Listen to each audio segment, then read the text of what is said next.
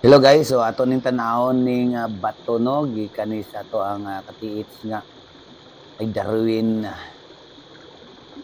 Kay Bro Darwin. Okay, shout out Bro Darwin Sangguyan. So mapansin nato ni iyang bato nga dako kayo nga naa sa kilid sa suba. And then merong mukha. Ayan no, parang mukha ng biwindi yata to. Pero hindi. Ito guys, ididikod natin ito guys.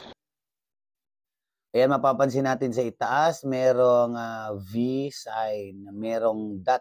Tapos itong mukha guys, kung titingnan natin sa libro ni Yamashita, Dreambook, page 1, ayan, makikita din natin ditong merong mukha ng tao. Ang ibig sabihin ay eyes pointing to spot of treasure within.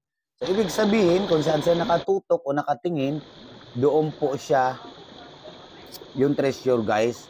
Pero yung mapapansin natin itong kanyang mata, siyempre, an eyes looking to object of treasure within. So kung saan siya nakatutok.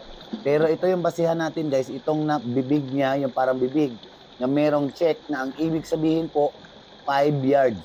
So 5 yards, mula dyan, papunta dito guys, nandyan po yung treasure. At isa pang theory nito guys, maaaring nasa loob nitong bato o sa ilalim lang dahil nga po maliit lang po yung sign niya. Thank you so much.